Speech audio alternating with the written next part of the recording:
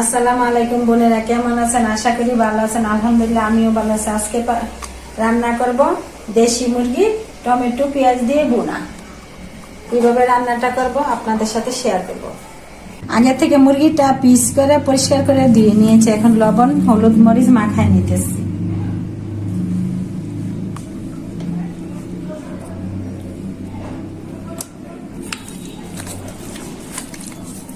সুন্দর করে মাখাই নিলে পরে তেল দিয়ে ভাজলে আর লাগে না কড়াইয়ের মধ্যে।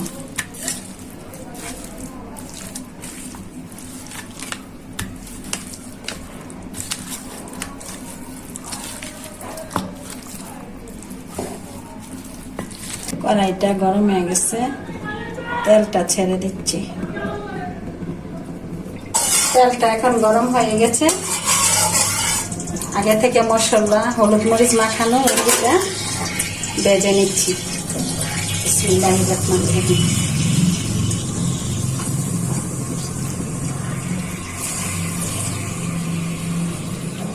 ভাজা হয়ে যায়।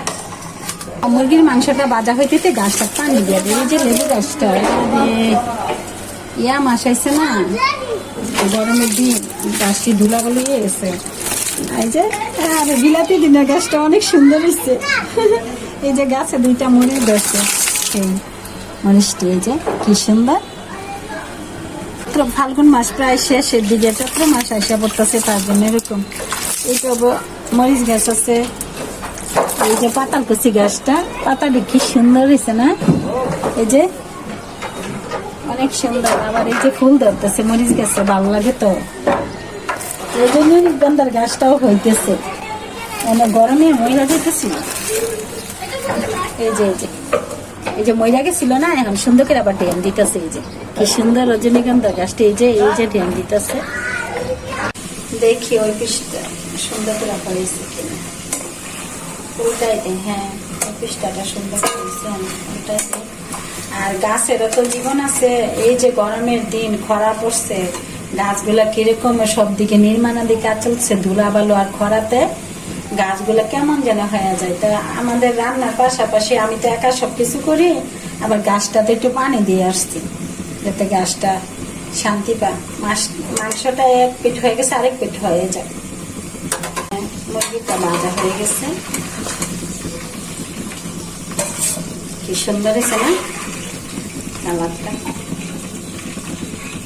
দেশি মুরগিটা বাইজা বোনা করলেই ভালো লাগে, আমরা বাইজাই খাই বেশি লাগে। মুরগিটা ভাজা হয়ে গেছে, অন্য পিসগুলা বাইজানো।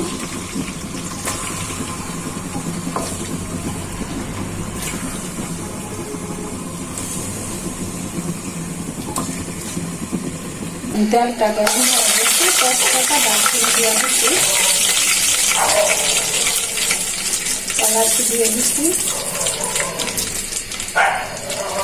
এখন কুচি করা পেঁয়াজগুলো দিয়ে দিচ্ছি।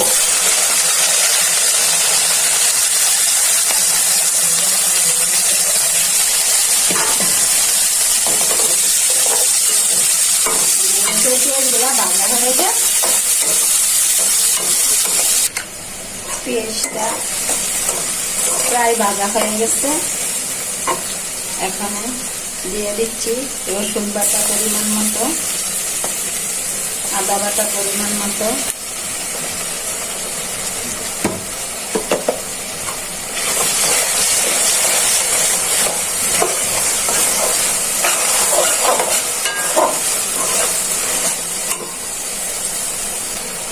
দিয়ে দিচ্ছি জিরার গুঁড়া পরিমাণ মতো, মরিচের গুঁড়া দিয়ে দিচ্ছি পরিমাণ মতো, দিয়ে দিচ্ছি হলুদ গুঁড়া পরিমাণ মতো, তারপর দিয়ে দিচ্ছি কুচি করা টমেটো গুঁড়ো।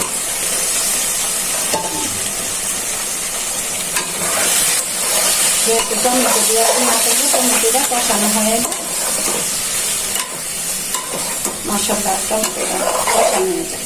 লবণ মুরগি ভাজার সময় দিছি তো, পরে দেখা পরে মশলাটা কষানো হয়ে গেছে, সাথে টমেটো দিছি তো এই যে কি সুন্দর কালার আসছে। আর এই যে তেলটা বেশি উঠেছে। এখন আগে থেকে ভেজে রাখা মুরগির পিসগুলো দিয়ে দিচ্ছি।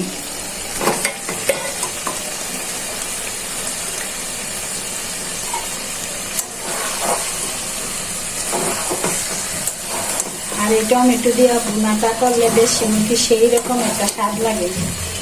অন্যান্য ভুনার থেকে এই ভুনাটা বেশি অন্যরকম স্বাদ টেস্ট আসে।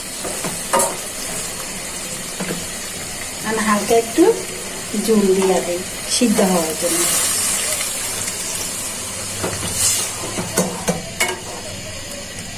এখন দেখে দিচ্ছি মাংসটা সিদ্ধ হওয়ার জন্য রাইখা দিই।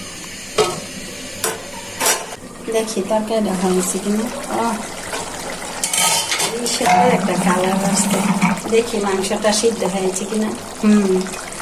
সিদ্ধ হয়ে গেছে মাশাআল্লাহ, কত সুন্দর হয়েছে রংটা। আর টমেটো দিয়ে ভুনা, পেঁয়াজ দিয়ে সেই রকম। দেখি টেস্ট করে। ও অনেক স্বাদ হয়েছে মাশাআল্লাহ, অনেক সুন্দর হয়েছে। তো বোনেরা ভালো থাকবেন, সুস্থ থাকবেন, আমার ভিডিওগুলো বেশি বেশি দেখবেন, লাইক করবেন, কমেন্ট করবেন, শেয়ার করে জানাবেন। আল্লাহ হাফেজ।